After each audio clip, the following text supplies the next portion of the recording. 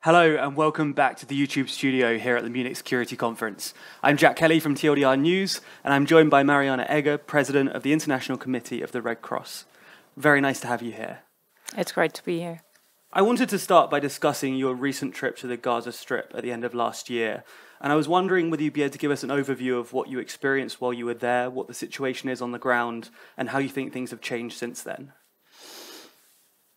What I saw in Gaza was a very devastating experience, in the sense that the humanitarian situation was very bad, if not, beyond that, and very little possibility for us to increase our assistance for the people for many reasons, for security reasons, but also because of the difficulties of bringing in additional material, but also because of the, vast devastation of critical infrastructure and the widespread lack of access to water, access to electricity, and access to healthcare for the people. Now, what is very concerning for me is that situation has massively deteriorated since I was there in mid-December, and we fear the worst at the moment. Absolutely. And what steps are being made by the Red Cross and others in order to help improve the situation? Obviously, external forces are making it worse, but what can be done by humanitarian organizations? Look, nothing can be done by humanitarian organizations anymore if there's no agreement on de-escalating operations and, reducing the levels of violence. It is simply not safe enough to move, and it is not possible to move very often because infrastructure has been destroyed, streets have been destroyed, but there's also a high level of contamination. So bringing trucks in is not the solution to the humanitarian fallout anymore. We have to find means of really substantively increasing protection, safety for the people. That's the primary concern for the moment. And then bringing in real flows of aid, because it's only dripping in at levels that are in no way sufficient. You wrote a while ago that when the world takes a side, we side with humanity. But in the context of Gaza, we've seen the actions of the Red Cross and other humanitarian organizations become the subject of political debate. What do you make of the various criticisms that have been leveled towards the Red Cross, and how does that impact your ability to act neutrally?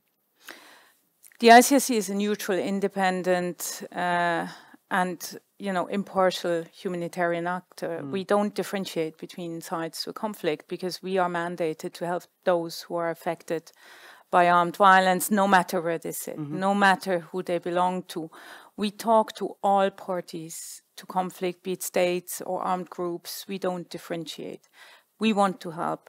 And in order to help, we have to be neutral. We have to be respected by all states, all parties, all actors. And if it's required to maintain that neutrality, we will remain confidential. Now, it is precisely this neutrality that is the most criticized, because in a conflict, it is natural to take sides. And because it's so natural, states created an entity, and that is the ICRC, that will come in as an intermediary.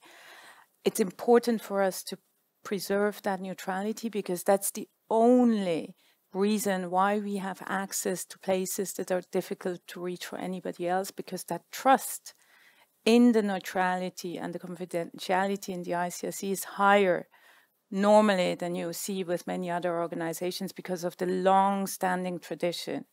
And we have been there for 160 years now. Over those 160 years, do you think that things have got harder when it comes to neutrality? Are we more polarized, and are organizations like this getting attacked more on their neutrality now, or has this always been a concern? It's always been an issue. Neutrality is never something that either or the other side appreciates in a situation of conflict. So that is nothing new. What is new is the intensity with which these public campaigns are being led. And that is because of the tools that are available today, artificial intelligence, social media platforms. They allow different actors to amplify misinformation and disinformation about the role and the standing of the ICSC in no time, and spread it across regions and distort, what we are and what we need in order to operate. And when a lot of people think about the Red Cross, they might immediately think of the assistance and aid given during crises and in the aftermath of them. But obviously a big part of your mission is around protection and prevention. I'd be interested to hear what you think of those elements of the role of the Red Cross, and also how you balance that against the assistance efforts. Assistance and protection work hand in hand. It's very difficult to draw a clear line between the two. They're complementary, and there's also an interface where they overlap. But we have very specific elements in our mandate, like the visiting of prisoners of war. This clearly is a role that, doesn't necessarily require a lot of material, but a lot of expertise and independence, so that we can visit prisoners of war, ascertain their condition, talk with authorities to improve their conditions if that is necessary, etc., etc. Now, we very often use that also to bring assistance to them, medical assistance, clothes, books, whatever they need, also to alleviate the hardship. We also engage with states, with armed groups on, respect of international humanitarian law, of what is required in a situation of conflict, what they need to do, what their obligations are to protect civilians, and to make sure that the harm for them is reduced to a minimum. So there are many elements that require, our engagement as representatives for the ICSC, but we often link that also to the provision of essential services that again increase the protection element of our work, because if people have access to safety and security, if people have access to water, then if people have access to better food or to adequate levels of food, overall their humanitarian situation improves and the pressure on them is alleviated. Absolutely. Later at the conference, you're going to be speaking about protecting the international humanitarian law and protecting humanitarian workers across the world. Could you tell us a bit about the situation facing humanitarian workers in places like Gaza, Sudan, and other conflict zones? We are increasingly taking risks today that go beyond what should happen for humanitarian workers.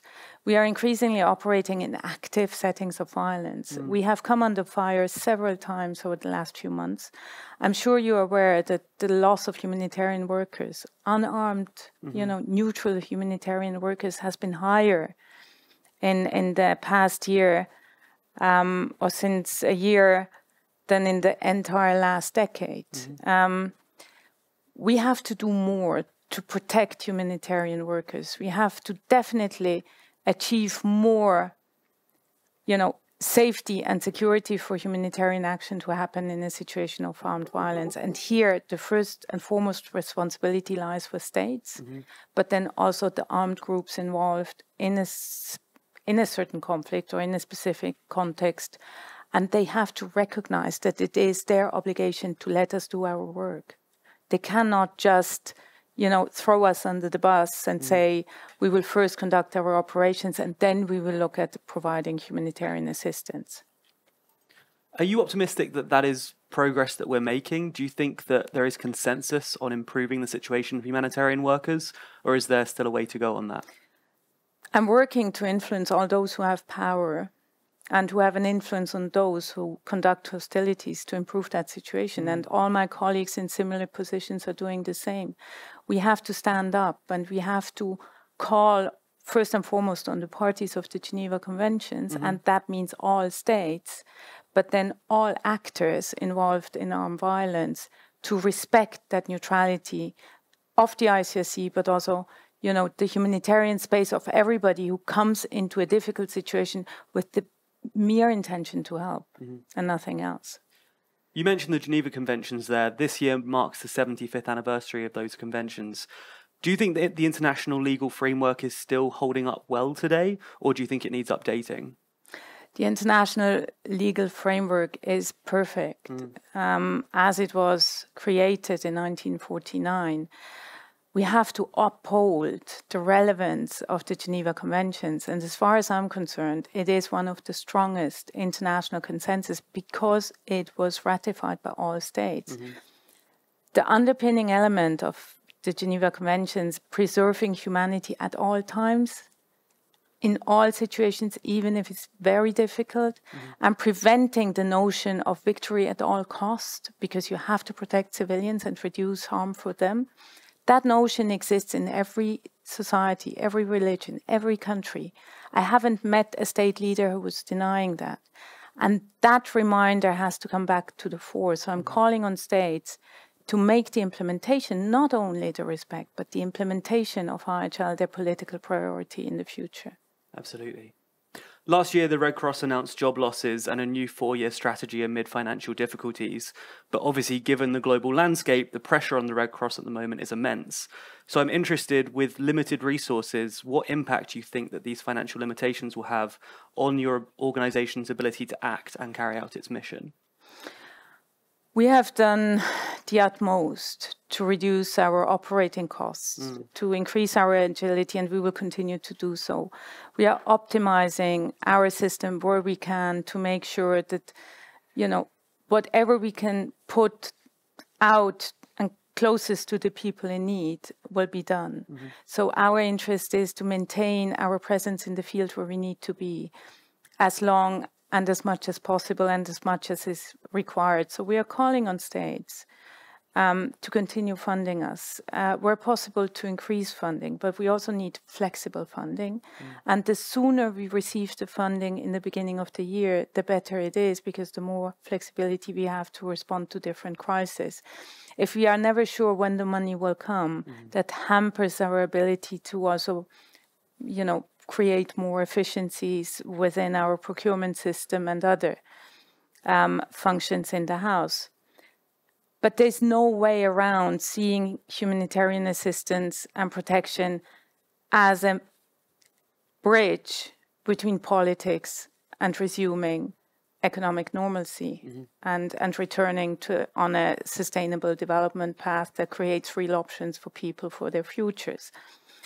So humanitarian assistance is important. It creates a pathway to peace. It keeps that door open for parties to come back to the negotiation table. And the first steps towards peace are always humanitarian. But without a willingness to negotiate, without political leadership that commits to finding durable solutions that will allow humanitarian actors to, you know, reduce their activities and costs, we will not have the possibility to really address the suffering in the world. We will just continue on the path of escalation, and we will continue calling for money without a real option that things will improve in the future. Without political negotiations, without political agreements, without political commitment to uphold international humanitarian law, with all means, we will just face economic downturns and immense human suffering. Finally, obviously, as we sit here in Munich, we sit amid a backdrop of some fairly negative news around the world right now, and there's all kinds of issues which we've spoken about during this conversation. I'm interested, do you have any cause for optimism looking forward? Do you see any examples of positive stories or developments that we can look towards? In spite of the difficulties of last year, there were so many good stories. I mean, we were able to evacuate children from orphanages in Sudan. We were able, you know, to create and ensure safe passage for civilians in so many places of conflict. We've been able to significantly improve the situation of detainees in many parts of the world. We are every day accessing someone somewhere. We are every day helping and reuniting families. It's just not as visible as, you know, lack of access and impossibility to act as a humanitarian worker.